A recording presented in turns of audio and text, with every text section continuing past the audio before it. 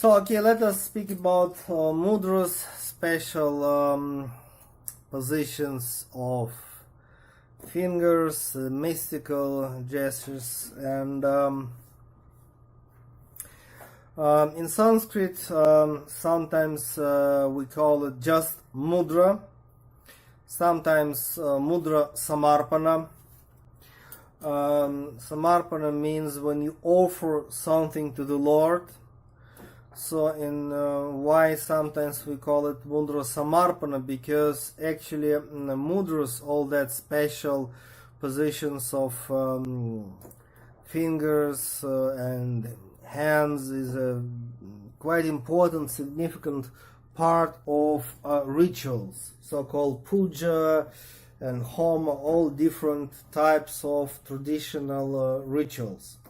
But actually mudras we can practice just as a separate set of techniques or exercises, and not necessary only as the part of traditional ritual. So it can be as a separate set of technique.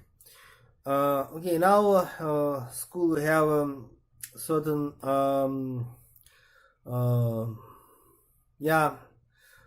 sequence of mudras, which is 160 in number, approximately, of course.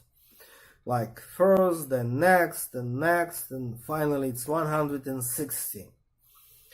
And okay, I have quite number of videos with the music, how I perform it, and first the expression may be also beautiful, but it's impossible to memorize, to remember which is first, which is number 5, number 10, number 25, etc. But really, okay, everything possible to memorize. It's just the question is it really important for you? If it is important, possible to memorize whatever amount of information. And mudras, it's something which we perform, which we do with our let us say physical body. Okay, our hands, our fingers, it's a physical body. Okay, we do it with a physical body, but it has a huge spiritual and vibrational influence and transformational power, huge energy actually.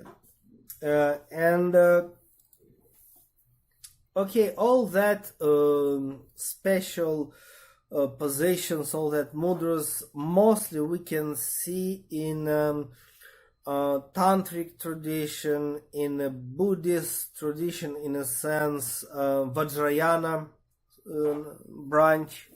So it means Hindu Tantra and a Buddhist Tantra.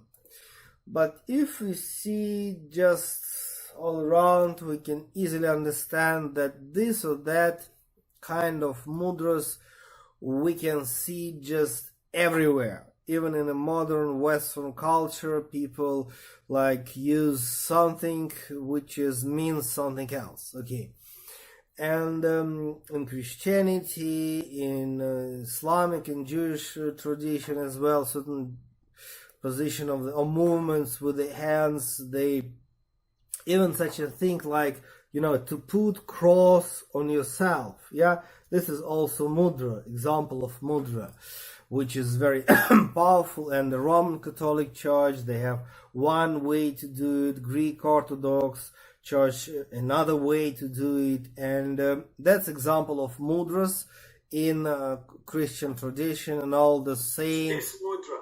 Yeah, and this mudra is also, and if you take any icon of saints, especially in Orthodox tradition, they use this position of the fingers in the way of blessing. In Thailand, they use some funny one like that.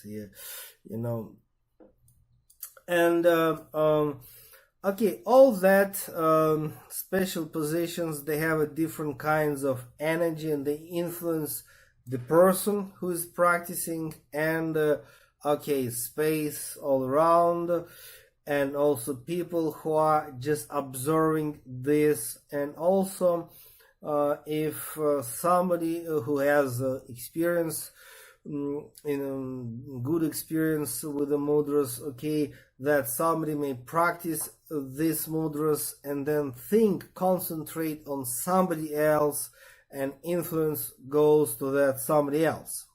And that's a very powerful healing technique with the help of mudras. When a person who able to do so may practice certain mudras and concentrate on somebody else, and so healing may happen. But if we speak about only personal meditation and the personal sadhana, then of course we are not concentrating on somebody, we're just concentrating on, okay, on different chakras and energy channels, or on some philosophical concepts, self-inquiry, etc.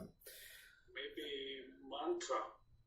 Yeah, we can combine this with the mantra, and especially wonderful with the Kichari Mudra, the special position of the tongue. Actually, the best way to combine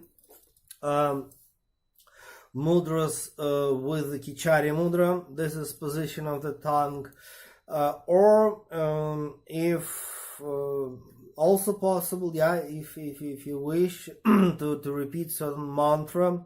By the way, any mantra you wish, any mantra. So there is no any special mantras for mudras? There is no any special mantra for mudras, and all bijakshara or bija mantras, they are especially traditionally goes together with the mudras. So it means if you practice certain bija mantra, it's wonderful to use mudras.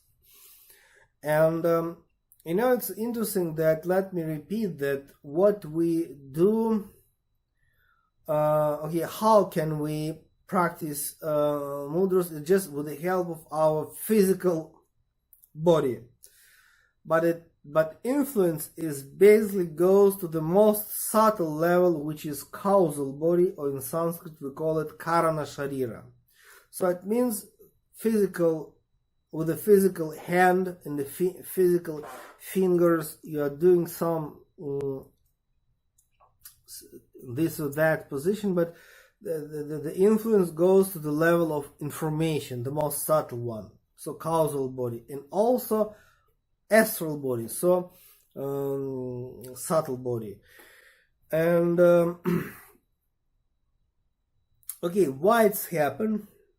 And of course, I think that it's nice moment to remind us that our hands and fingers, it's a very special part of physical body, which is full of different energy centers, spiritual centers.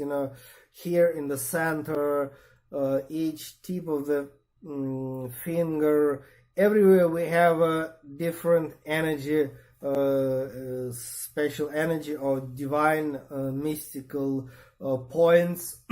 And when we connect that different points, energy centers, then we produce different waves of energy and information. So that's how we can explain. And I'm not really fond of Charles Darwin, who told in 19th century that human beings came out of apes. I don't think it's real, because I believe in all the concepts that Lord God created us, and not just evolution. And in some sense there is no any contradiction between religious approach and Charles Darwin approach. There is no any contradiction at all, but just The problem is that Charles Darwin, he saw and understood the just small part of the process. Because anyway, Lord God created everything, this planet, space, time, human beings, consciousness, whatever we have, energy, all types of energy came out of Lord God. But then this wonderful divine creation is in the process of evolution. So it means then we can use approach of Charles Darwin, which is explaining nicely some part of the process. And according to the Darwin, when ape, long ago, started to do something with the hands, some primitive actions that influenced brain. And this idea is quite sage one. I mean, that's really how it's happened. When we work more with our hands, finally we may develop our brain.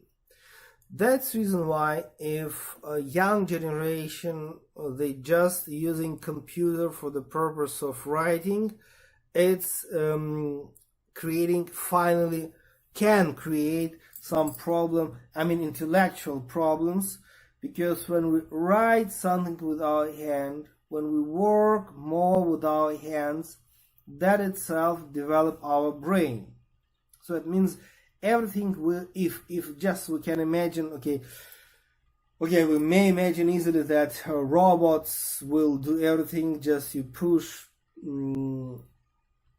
OK on your computer, like enter OK, and then computers will produce everything for you, or robots will come and make everything. Then we can become apes again. So we have to work with our hands, and that's the reason why whatever, for example, if you learn any musical instrument, which includes active using of your hands, it's extremely important for the intellectual development. If we practice yoga, qigong, tai chi, and use our hands, so that's very helpful.